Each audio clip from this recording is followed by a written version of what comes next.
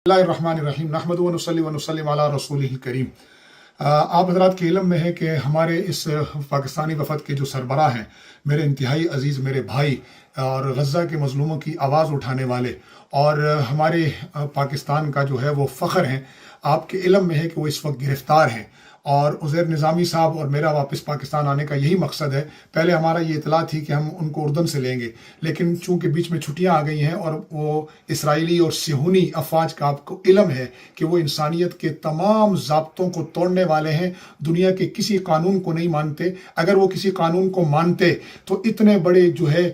इंसानी हमदर्दी के काफिले के साथ ये सलूक न करते कि बंदूकें लेकर उन पर खड़े हुए। मैं ये समझता हूँ कि ये सिहूनी रियासत खुद सबसे बड़ी दहशत गर्द है और अल्हम्दुलिल्लाह आप देख रहे हैं कि पूरी दुनिया में इस आलमी काफिला इस्तिकामत के असरात मुरतब हो रहे हैं और पूरे गज़ा के मजलूम मुसलमानों को एक हौसला मिला है। बेशक इसमें कोई शक नहीं है कि ये काफिला वहाँ गज़ा के मुसलमानों तक नहीं पहुँच सका, उन मासूमों तक दूध नहीं पहुँचा सका, उनके मुँह में रोटी के लुक़मे नहीं डाल सका, उनके जख्मों पर मरहम नहीं रख सका। लेकिन अगर आप दूसरी तरफ से देखें तो इस काफिले ने पूरी दुनिया के अंदर गज़ला के मजलूमों की हिमायत के अंदर एक बहुत बड़ा तूफान बर्पा किया है और यही तूफान इंशाअल्लाह सिहूनी रियासत को और उसके जुल्म को ले डूबेगा। मेरी गुजारिश करने का मकसद ये है कि हमारे मुश्ताक अहमद खान साहब जो हमारे भाइयों की तरह हैं, हमारे बड़े हैं और जो हमारे दिल के अंदर हैं, जिनके साथ हम इकट्ठे खाए पिए और उठे हैं, हम किसी भी सूरत उनको इसराइली सिहूनी जालिमों के दरिंदों की कैद में नहीं रहने देंगे। आपने और मैंने आज़म करना है कि जिस तरह हमने गज़ा के मजलूमों के लिए आवाज़ उठाई है, इसी तरह हम गज़ा के मजलूमों के लिए आवाज़ उठाने वाले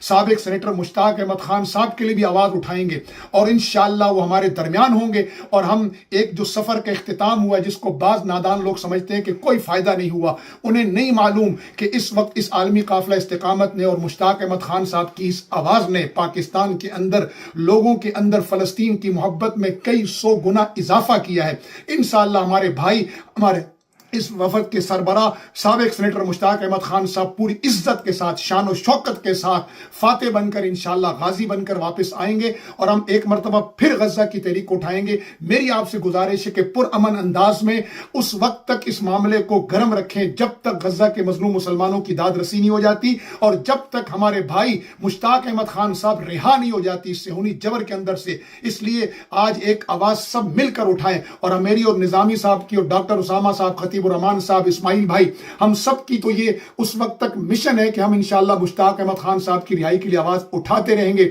मसला उनकी रिहाई का नहीं है, मसला गज़ा की आवाज को दबाने नहीं देंगे और मुश्ताक अहमद खान साहब गज़ा की एक आवाज है। हम तमाम तर इलाकाई, जमाती, लिसानी असबियतों से बाला तर होकर अपने भाई मुश्ताक अहमद खान की आवाज उठाते रहेंगे। इंशाअल्लाह वो बहुत जल्द हमारे दरमियान होंगे और इंशाअल्लाह अज़ीज हम एक मरतबा फिर पहले से ज्यादा ताकत के साथ गज़ा के मजलूमों के लिए आवाज उठाएंगे और इंशाअल्लाह अब एक फ्लोटेला पाकिस्तान, तुर्की, मलेशिया और आलम इस्लाम की सरबराही में रवाना होगा और ये उस वक्त तक हर किस्म की कोशिश जारी रहेगी, चाहे वो अखलाकी हो, चाहे वो अब जरूरत इस अमर की भी है कि पाकिस्तान और तमाम आलम इस्लाम मिलकर सिहूनी जारियत को और जो है लोहे की लगाम डालें। इंशाअल्लाह हम इस जद्दोजहद को जारी रखेंगे। आप अपनी दुआओं और हिमायत के साथ हमारे साथ रहें। इंशाअल्लाह मुश्ताक खान साहब जरूर वापस आएंगे और हम उन्हें लाएंगे, वो हमारे दरमियान होंगे, इंशाअल्लाह गाजी बनकर हमारे दरमियान होंगे और हम एक मरतबा फिर गज़ा और दुनिया भर के मुसलमानों की, कश्मीर के मजलूम मुसलमानों की, मकबूजा कश्मीर के